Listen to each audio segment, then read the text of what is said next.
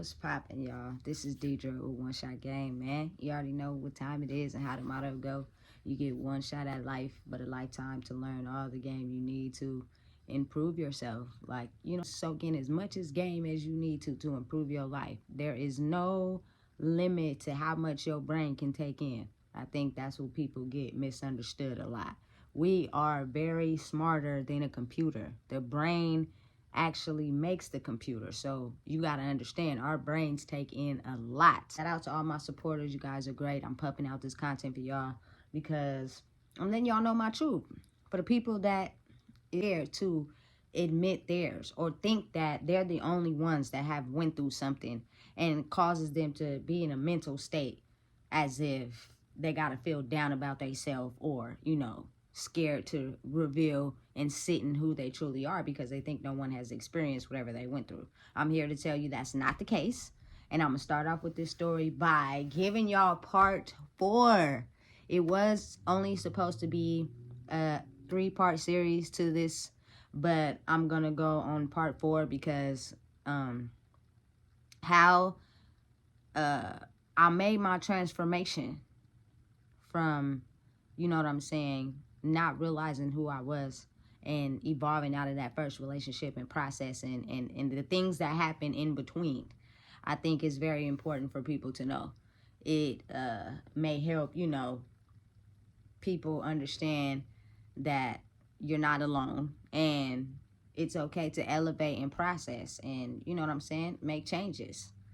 Don't never, ever in life make a person feel like you need them, because when you do that, that will make them feel as if they can go through whatever transformation they want and you'll forever be around, and they can treat you however they want to treat you because they know that you can't go through life without them. Here to give y'all this part 4 so y'all can know how I made the transformation from that phase to where I'm at now, and I'm gonna tell you every little thing in between. So part 4, right? I'm 24 years old and I'm still in love with my first love heavily, but we're not together. The relationship had already been so rocky in the course of 8 years. We thugged it out. We just got to the point where we couldn't thug it out no more. She got with somebody else, you feel me? They moved to Atlanta. Shit was just rocky. Gave it a try after I had my daughter. It was there. It got to be too much. Stuff started happening. Got into a disagreement between me, my best friend, and her. Like the phase of my life at that time destroyed some things. You know what I'm saying? And I can't take it back, but I can only move forward, fully show the world that if someone is truly meant to be in your life, forgiveness is for you, not them. And if they're open to you being open to forgiving them and you guys can continue to move forward, it works. But if not, sometimes people are closed off. They don't want to forgive and they can't forget. So they just in pain, in agony, like they just can't move forward. You know what I'm saying? It's just rough for them. And at that point, it's kind of like you can't hold them back in their journey. You can only forgive yourself for the mistakes you made and continue to live yours, because tomorrow is not promised. You get what I'm saying? Relationship, I say, was a real one. Like you're not in a real solid relationship with somebody you love until you go through some real toxic shit. Like there's nothing that nobody can tell me, bro. You feel me? Like it's going to be some toxicness in this relationship if y'all really two people that love each other. That's just what it is. If you telling me you've been in a relationship with somebody you really cared about and it wasn't no toxicness in it at all, that's crazy. It don't make no sense to me. You know what I'm saying? So in the course of that, in 2017, I ended up going to prison, right? Sis, that was a ride or die with me from the time I got locked up all the way until I got out. Everything, you feel me, that I asked for was based off of unconditional love. Not only that, she did some things off of her own heart. Like, I'm forever indebted to her, like, for real, because she really showed me what it was like to have unconditional love. Somebody that did things without you asking them to, just solely because they rock with you for real. You know, that to this day, like, that shit make my heart cry for real. You know what I'm saying? Because I didn't have nobody. Like, people wrote, but I'm talking about all the love you give to people, and then you get in a situation like that where you don't have nobody, and it's kind of hard to reach out, but people can reach in, and nobody, all the people you was rocking with, out of like all them people, only 3 people rocked with you. Like, to me, that's crazy. It don't make no sense. Never forget that situation. But let me just say, she was a ride or die, and she was there for me. So anyway, one time she wrote, and I wrote her, and I'm like, look, can you write these people? Can you write my best friend at the time? We wasn't best friends at that time, but I still considered her to be my best friend, you know? And can you also write, I'm going to say my ex, but it was also my first love. And let them know that I'm in prison at this time. Because your mind, when you're in an enclosed space where you don't know anybody, you don't know nothing, and you've been taken away from everything you've ever known, your instincts is to reach out to people that you're comfortable with, things that you know. It's just an automatic instinct, man. You can't control it. Like, there is no way you can even fathom the thoughts, the process, you know what I'm saying? The things you go through when you're locked up and you ain't getting out. I don't think people really understand. It's like being actually really locked up for real in the mental. But being out here in the free world and being in a prison in your mind is 10 times worse to me than it is in there, because eventually you're safe. And you go through a process where you have food, you have somewhere to sleep, you have somewhere to use the bathroom. The only thing that changes is the people, the circumstances, and what you will do on a daily. You know, and for people that change is hard for them, I was one of those people that it was rough for the first like year. I'm not even gonna lie, I'm gonna be solid. So I'm having my sis reach out. Nothing. Now, let me explain to y'all how this is tied into me still being in love with my first love, because I am still hoping, praying, and wishing that we get back together. In between her finally just being done with me and moving to Atlanta with the bitch, we still have a connection. I can't, it's hard to explain to y'all, but y'all know what I'm saying. Like, you'll get with somebody you really love and they'll move on, but you'll still like be in contact with them here and there, what's going on with them, even if they doing it sneakily or not sneakily. That first relationship determines and factors in a lot out of a person, whether a person want to believe it or not. It's the truth, you know? In the whole while I'm in prison, I'm jumping from, you know, a lot of things I'm thinking about, but I ain't gonna lie, I'm gonna be solid with you. In my mind, I'm thinking, cool, I'm about to get my right, and when I get it right, we gonna get back together. Reached out, nothing. That was like a dagger to the heart, because I'm like, you feel me? I've been with you for 8 years. I'm in prison. You didn't even write nothing. You didn't write a letter. You didn't send a postcard. Nothing. Like, you really just don't rock with me no more like that? That's fucked up. Like, I ain't gonna lie, that kind of hurt my heart for real. You know, but in there, it's not too much you can do. It just really, you either gonna get stronger, or you gonna allow something like that to hinder you in your process and where you going, and you'll stay stuck in there forever because you'll think your life is over, right? So I was just like, you know what, forget it. I had my sis, she was rocking and rolling, so it was like, okay, I have somebody, you know, and she was good with not really telling me too much about what's going on on the outside world, you know. Just mainly like, you know, telling me how much she got my back and how much she's supportive. And I think somebody that knows how to, you know, comfort someone in a situation like that is good, I think, because sometimes you'll reach out to people and they are not doing nothing but gossiping in the letters about what everybody else is doing, and you can't even get out there and fix or do anything, you know. So it's like, why are you telling me that? But you want to know, but you don't want to know. It's kind of complex. You get me? So After I figured that out, I got to the prison program. I spent 2019, which is the last year of my sentence, in this prison program. I got out January 1st of 2020, right? When I stepped on Chowchilla prison yard, I was already with it. I already liked the women. You feel me? I was not changing. I was not letting up, right? I got to D yard, was the main yard I was gonna be housed on, because when you first get there, you go through a reception facility and you stay there for 3 months until you get housed on the main yard, right? Once I got to the main yard, bro, I seen some fine ass studs that look like niggas from LA. And when I tell you I was perplexed in my mind, I was like, oh my God. You feel me? That is a very sexy specimen. You know what I'm saying? But still, I couldn't fathom myself even mentioning that or talking to someone in this situation. That's what I had in my mind. Sometimes you have to surrender control of your life, because sometimes you don't have, matter of fact, not sometimes, but all the time, you don't have control. I don't think people really realize that. Sometimes you go through things in life that's not really destined by you, you know? So in my mind, I'm like, but I'm in an all females facility. I have this liking for women.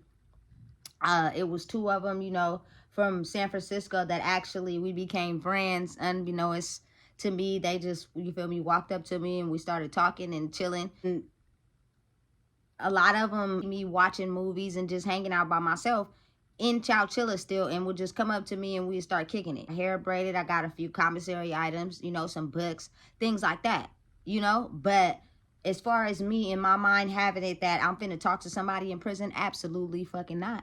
You feel me? I own everything I love. Not a single woman in there that walked that yard knew Deidre was with the shit. I guarantee you, nobody had no general idea that I've been doing this for real. I liked it like that, because when you get to prison, it's so much stuff going on. Like, people play on your mental state, your insecurities, you know, your vulnerabilities, you know, and people spot it out like hound dogs.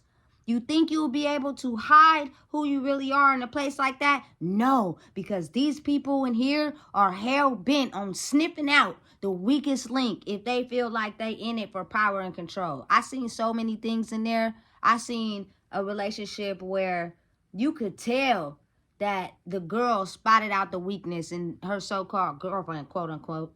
They sitting in the day room, and something happened and she throws a CD player at the girlfriend's face.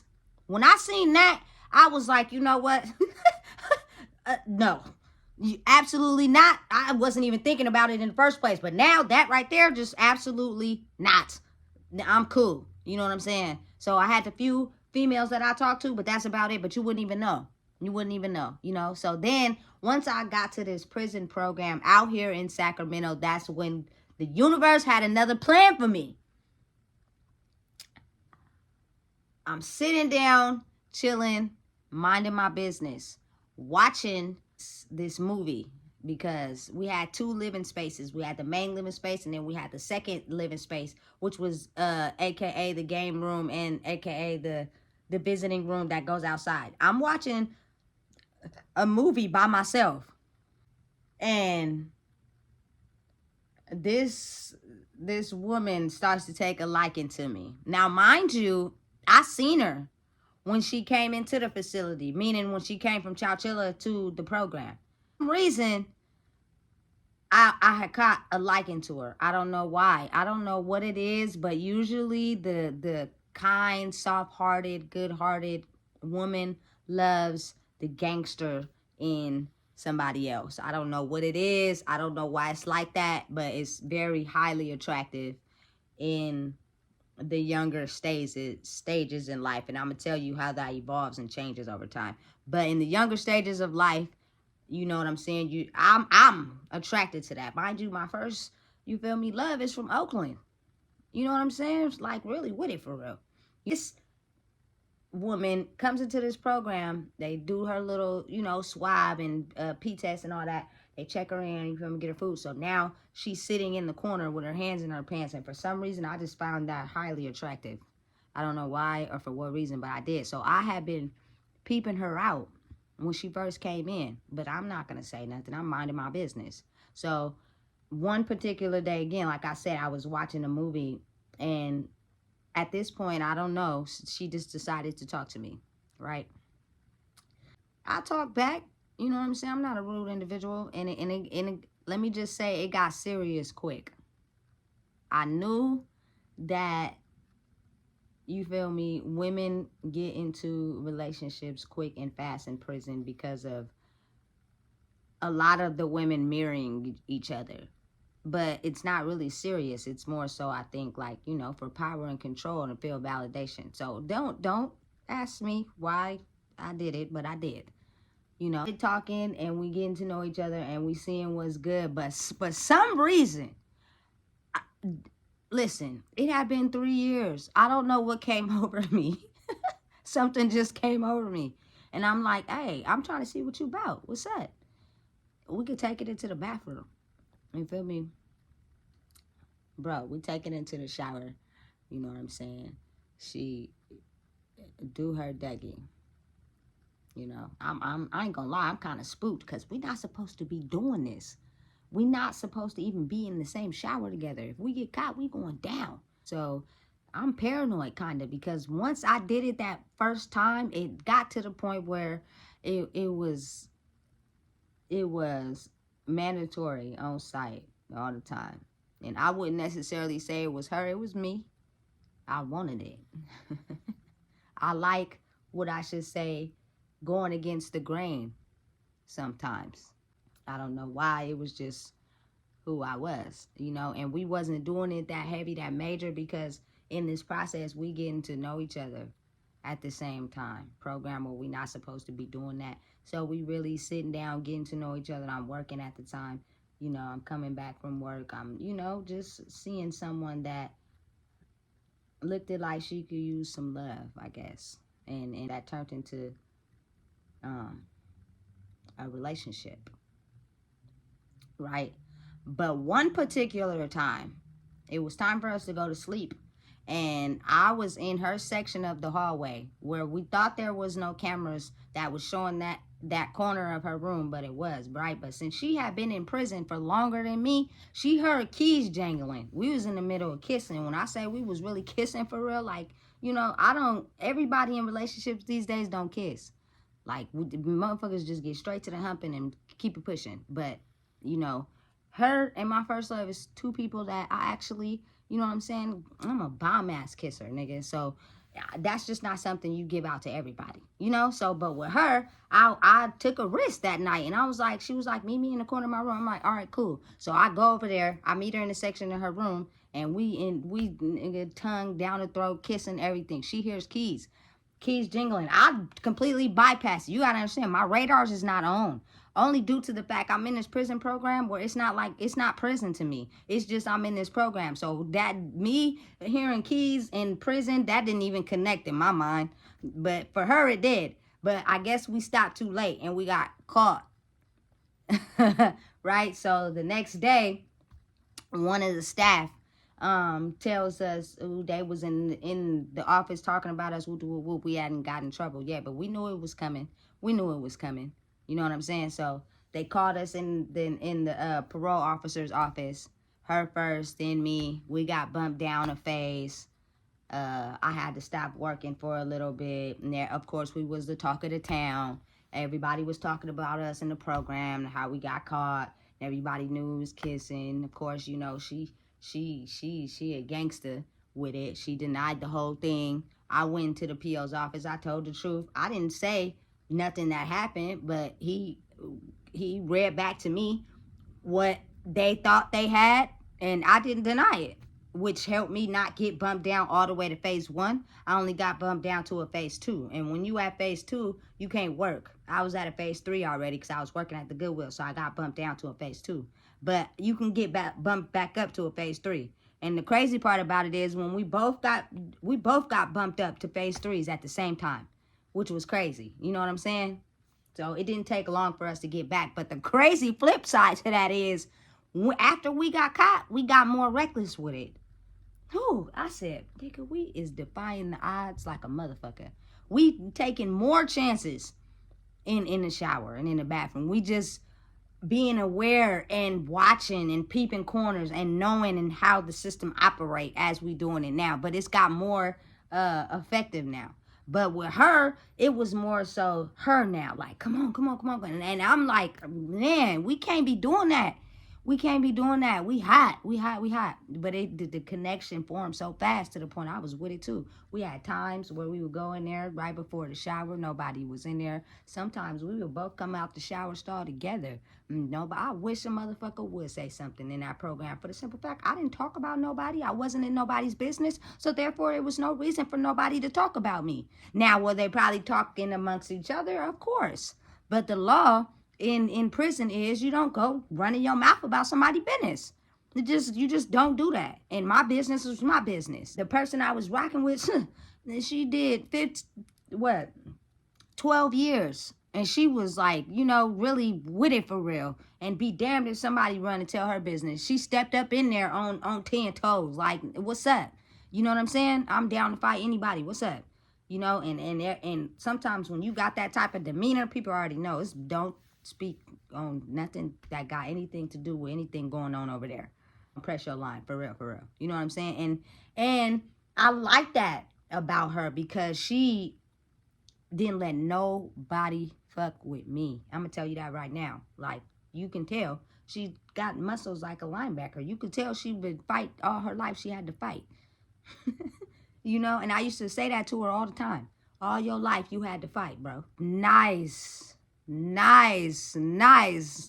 motherfucking body, but shoulders like a linebacker. And you could tell she was with it. You could tell she had hands. You know what I'm saying? So anytime anybody tried to mess with me, anytime anybody tried to talk about me, she was not having that. Not at all. And be damned if somebody even spoke on me at any cause in any case. Once, we bumped up to a phase 3. She's working now. I'm working now. And in my mind, I told myself I wasn't going to hook up with no female in prison. But now that I'm in this prison program and I'm in Sacramento, I'm thinking to myself the exit. Like, I'm in this program, but I'm thinking of my next move as far as when I get out of here. Me already having it in my mind that the price of housing is expensive, it's going to take 2 people to afford an apartment. That's all I'm worried about at this moment is having my own space. Because I know that once I get out, I'm going to my grandma's house. And that was something I did not want to do. Because before I had got locked up, I was not staying with my grandma. It was just too much toxicness and friction for me. So now to have to go to prison and then go back to my grandma's house. My mission was to be a part of my baby's life. But I really did not want to be there. So my exit strategy was thinking, how fast could I get an apartment? Y'all don't even know. Like, for me to be in prison, I'm using all the resources. All the resources that they have. In my mind, I know I'm in prison and I can't get out, but I'm thinking of resources. What can y'all give me so I can help elevate my life once I get out of here? Instead of me thinking, oh, I'm in prison, I can't get out. Like, that stage happens for like maybe the first couple months you're there. But after that, it's kind of like y'all got resources that I could use that could benefit me and help me to get stable out here. And I'm going to use it to my full advantage, right? So in my mind, it was fatal attraction. I'm going to be real. Some shit like you see on Snapped. Was it love? I don't think it was. I think it was some fatal attraction. And we got attracted to each other real quick because we was doing shit we didn't have no business doing. And in my mind, I'm thinking, you've been locked up since you've been 15. Your mission, because you told me, is to have your own apartment and, be stable in life. So why not both of us come together and make that happen? That's what I had set in my mind. So I already, been thinking about that. Hadn't told her about it yet. Right now, we just doing the prison thing. We up under each other 24/7. More so like she was up under me, like overseeing me. Like, you know what I'm saying? I wanted to play cards with the other girls and, chit chat with the other girls. She just wasn't feeling. She would just try to like wreck everything. Like, I ignored red flags. I ignored a lot of them. anger issues, times where I would hang out with other people and she didn't like it and she would snap. You know what I'm saying? And you thinking, oh, that's cute, but it's not. It's really a power struggle. And really, if I were you, I would recognize the red signs, the red flags early, and get out of that as quick as you can, because it's only going to get worse over time, you know? So, but in my mind still, I'm like, somebody's possessive over me like that, okay, cool. But you're doing it in front of people is kind of embarrassing. But out January 1st, 2020, right? Prior to me getting out, like a few months before that, we could shop at Walmart, right? So she went to Walmart and bought me this ring from Walmart, right? And one day, I wasn't even out of my bed yet. I was on the top bunk in a room. I wake up to her over my bunk trying to give me this ring, like some type of early engagement or something going on, right? Nigga, I was shocked because I never had nobody mess with me while I was asleep. That was kind of weird, but it was what it was, right? So I took the ring or whatever. I'm like, okay, cool, you know. And on my wall, I had pictures of my ex and everything. You know what I'm saying? Pictures of my ex with my daughter and everything. You know, he asked me one time, like, is your backyard clean? And I said, yeah, knowing that I knew it wasn't, because I was still in love with my first love, period. You feel me? I'm not even going to lie about it. I'm going to be truthful with it. She had signs, detected it a little bit, but you know, when you have this power position, you know, you can kind of, I'm going to dismiss that and act like I didn't see it. Okay, cool. So I get out. She still has a year and like 2 months to do. I'm solid. I'm not cheating, but I am though. To the average person, but to me it wasn't. Because I feel like if you're with someone that makes you happy completely, it should be no reason for you to talk to somebody else, period. But if in your mind you really know that you kind of hop, skipped, and jumped too fast, sometimes you know that backyard not all the way clean. And since I was still hooked on my first love, my backyard wasn't all the way clean. It wasn't all the way clean even when I started talking to her, because little did she know I was still in love with my first love. You just didn't know that. So my first day getting out, I got her number from somebody. I talked to her on the phone. Seen her a couple of times. She came to our apartment. This is new. Nobody knows this. You know what I'm saying? But we didn't have relations or nothing like that, you know? And really, I was just trying to pick her brain and see where she was at with it. But I felt like I said, she was in a position of, I know you can't move on without me. And since I know you can't move on without me, I'm going to say, do, and treat you as such, because you can't move on without me. And that's another person with power. So I have two people in my life that I like, but they're like fighting me over power for themselves. And in my mind, I'm thinking to myself, bro, is this real love? But you know, you're not done until you're done. So could nobody tell me nothing. You're not done until you're done. I had a good life at that time. To me, it was the perfect life. I had my own apartment, my own car, job. Everything was exactly how I planned it to be. And everything is exactly how you planned it to be for yourself, because that's what you wanted. After we went through this whole trial and error period of staying in a hotel until we got the apartment. So that was a whole struggle in itself. As we stand in the hotel, backtrack, you know, she proposed again. And this time I said yes, because it was a real on one knee proposal with a real ring. And I said yes. But I'm going to be honest. I was not in love with this woman like I was with my first love. I'm going to be real. I think I just liked the idea of it, you know, and having someone that actually proposed to me and wanted to marry me. The course of us staying together, like my mom always said and told me in life, you never really know a person until you live with them.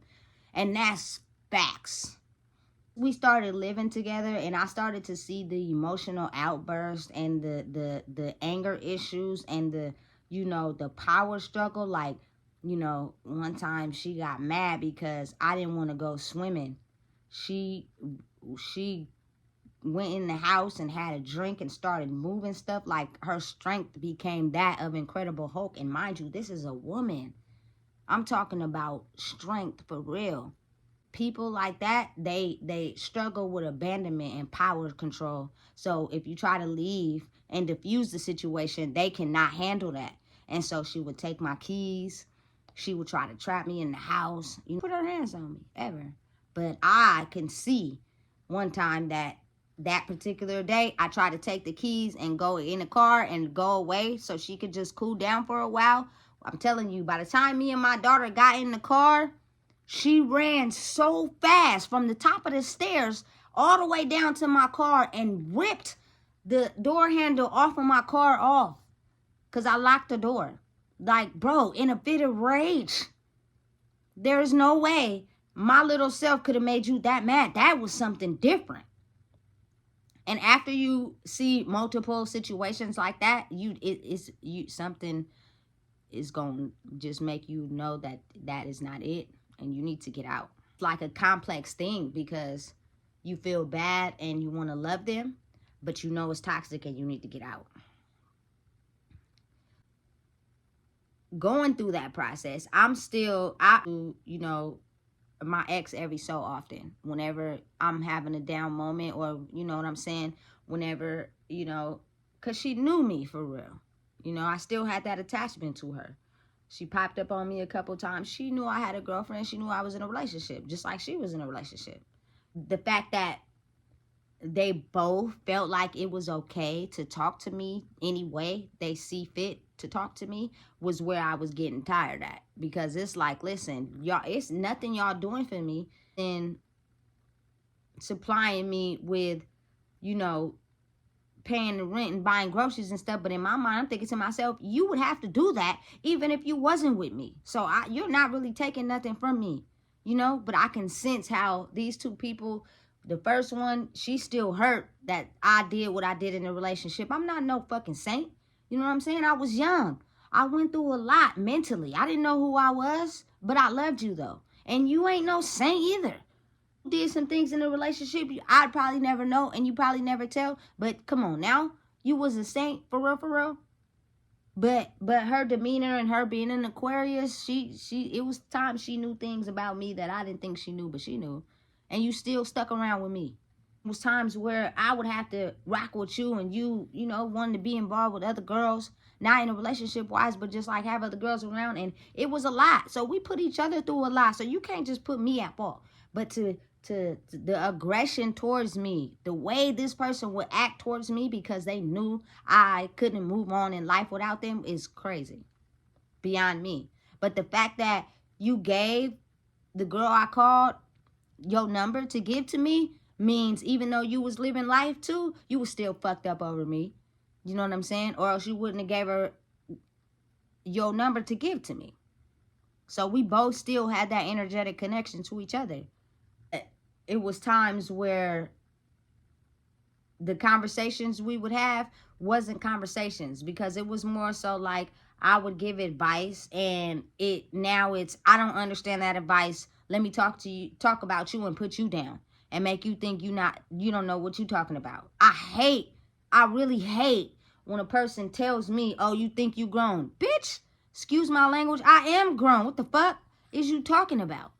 And it started getting more possessive and more controlling from both relationships. You know what I'm saying? And the girl I was currently with, of course, she didn't know that I was doing that on the side. So yeah, it is cheating, but you sexually or nothing like that, I didn't give it to nobody else. I was faithful. Body's mind that has all types of inner wounds.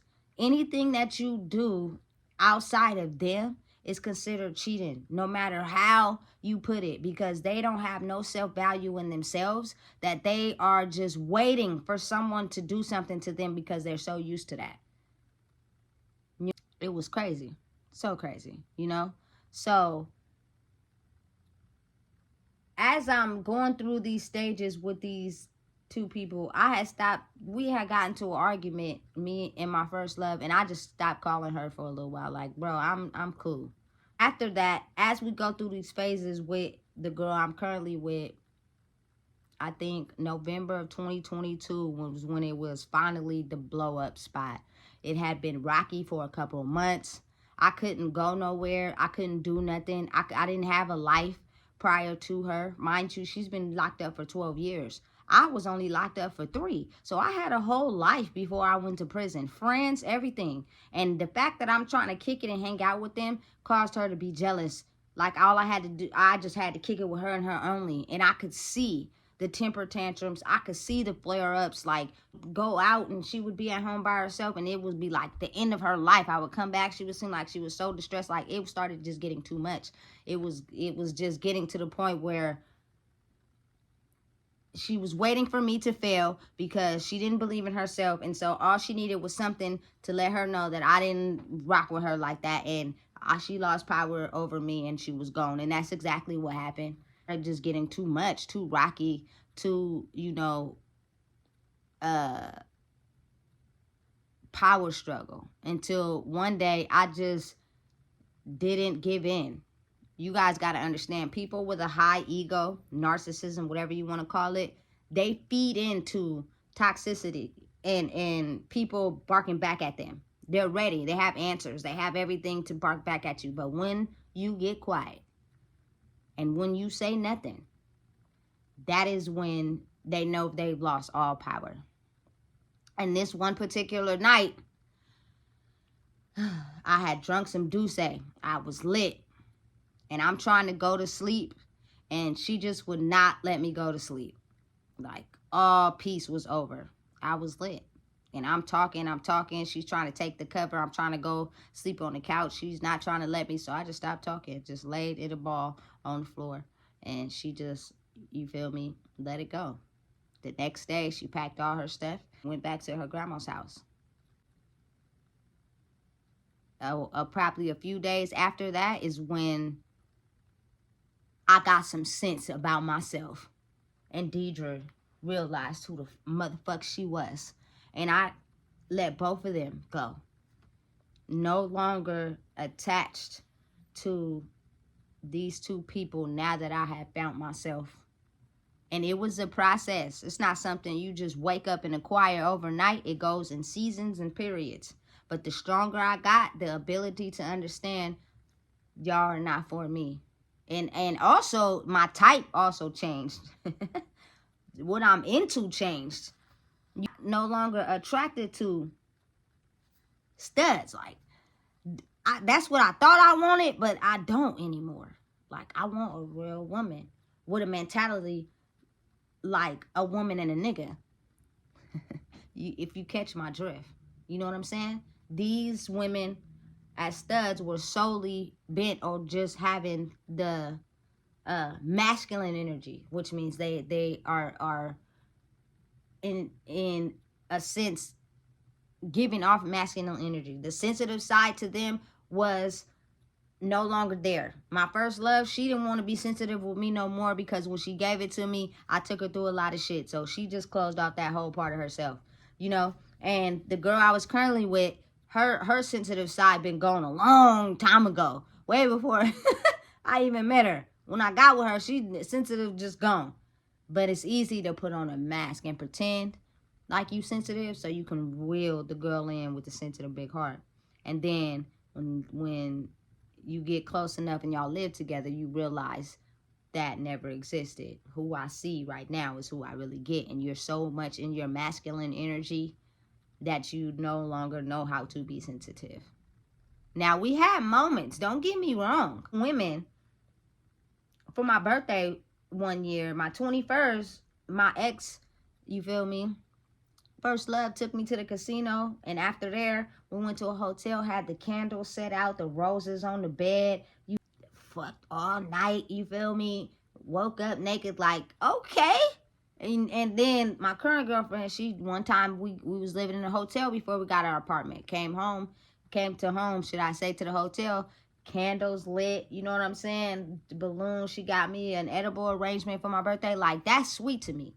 That's what I consider someone actually caring about who you are as a person. But don't get tricked, because sometimes it's done to keep you there. You get what I'm saying? Now, My first love, I know for a fact she loved me. But when you go through things with people, sometimes people are forgiving and understanding that we go through things because we're young. And sometimes people change to the dark side. They were vulnerable and sensitive with you, and now you made them switch to the other side because you broke their heart and they switched, you know? And the girl I was currently with, she had already been switched. I was the only one getting tricked.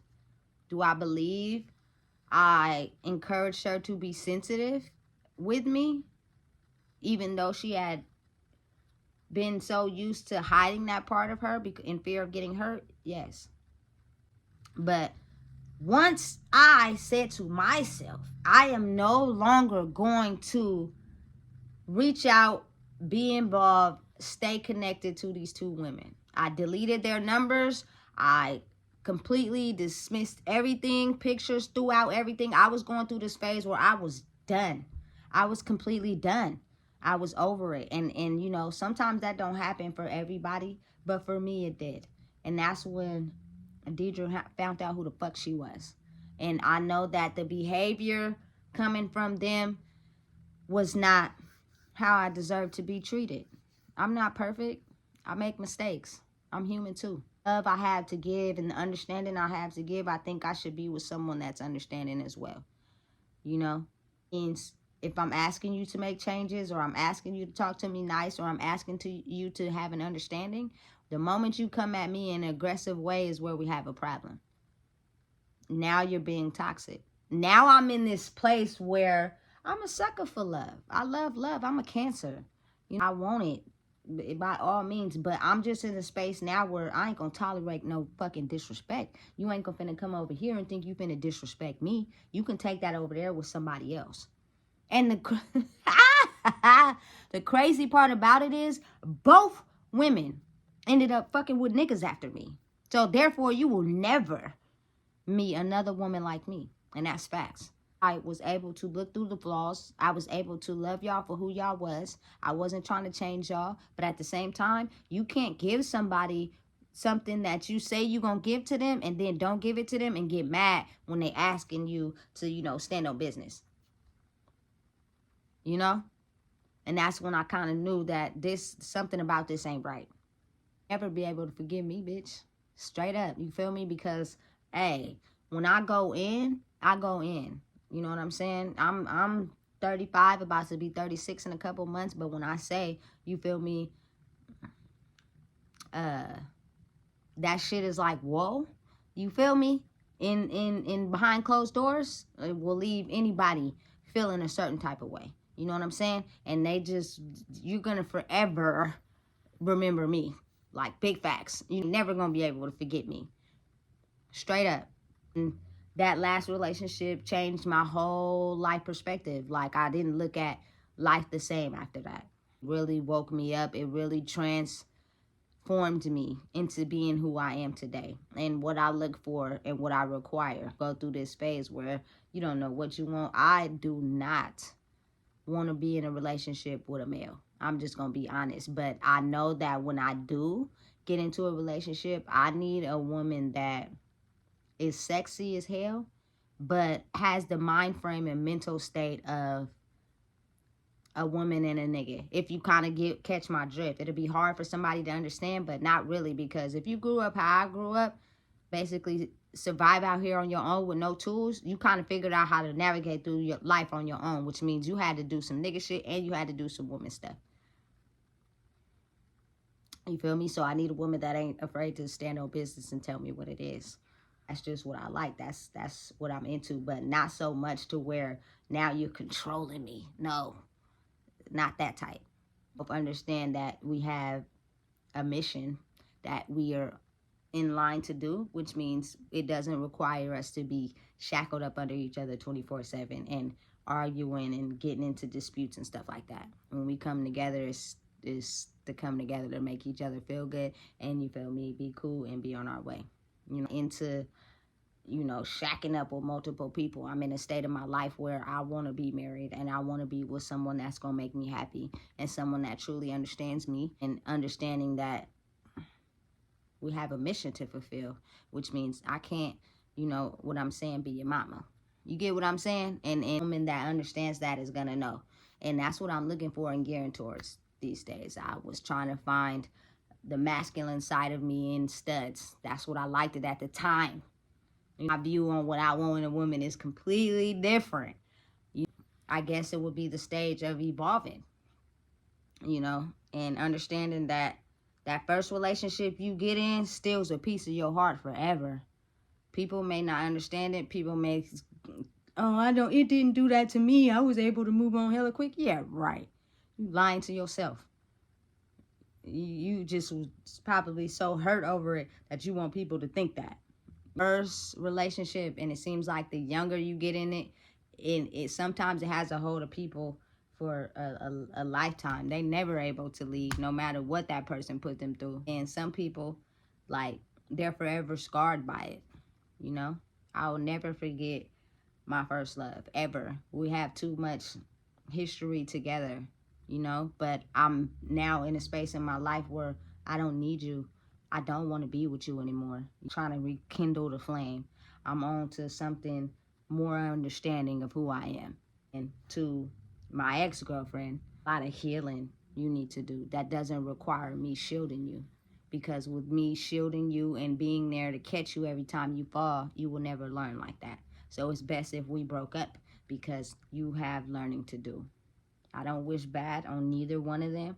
I don't wish ugly on neither one of them. Same time, that ship has sailed and ended, and it's over. And it took me realizing who I am to be able to finally put an end to it. Otherwise, people like that will control you with a puppet string. Nah, not no more. It's mental clarity. And sometimes it's hard for people to get.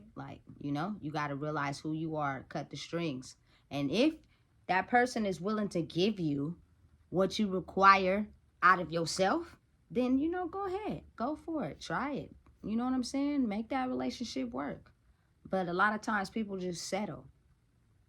And over time, they just tolerate and take stuff from the first or, the second or whatever, because they think that's all they're worth.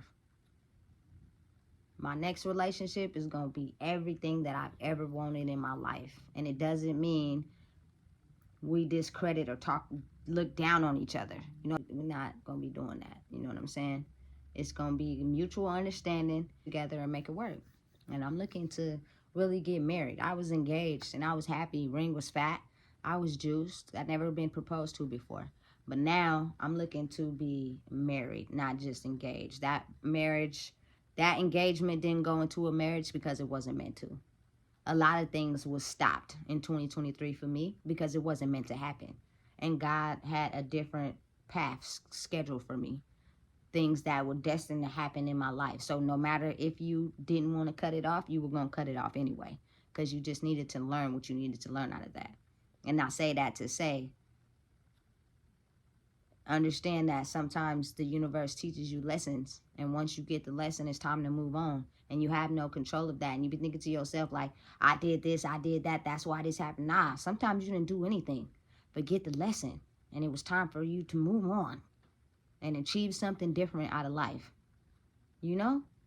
People wouldn't understand that, but that experience happened to me. I had a lot going on in 2023, a lot, and salute and respect to everybody that was there to support me, because if y'all know who Deidre is as a person in general, you would take that and you would filter it into her current experience, and you'd be like, listen, that she is going through something right now, but we know her from her past, and she's not, you know what I'm saying? But sometimes people who live in the moment and their mind is so blocked by things they have been through, they can't seem to look back far and realize how you were or treated them in the past. All they think about is what you're doing in this current moment. And if it's not suiting what they think you should be doing, then they don't fuck with you.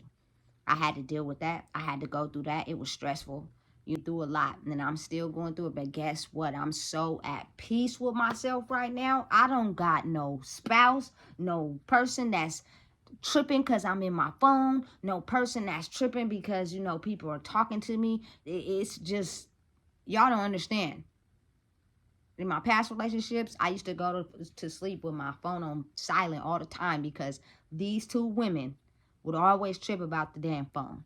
And it was irritating. Now, man, if you know what you're doing, you could become successful off your phone. I don't care. I don't have to worry about nobody tripping off my phone right now. And it's the best possible piece ever. And when I do get into a relationship with someone, they're going to have an understanding and know that if I decide to cheat on you, I know what I'm losing. And if you decide to cheat on me, you know what you losing, which means it makes people have a better understanding. There's certain things you don't do on your phone. Straight up. But when you're young, how are you supposed to know that? You don't. You know? So that's part 4 of the relationship, and, going through the process, and, ending it, and truly finding yourself and knowing what you will tolerate and not tolerate, and understand that sometimes you have to be alone for a while before you're able to truly figure out who you are, get the love that you deserve. And it takes time, which means you can't just completely jump out of a relationship and jump into another one. My ex-girlfriend, she jumped right into another relationship. So you didn't even have time to process why this relationship you was in didn't work, or what you needed to do to work on yourself, because you hopped into a relationship so fast.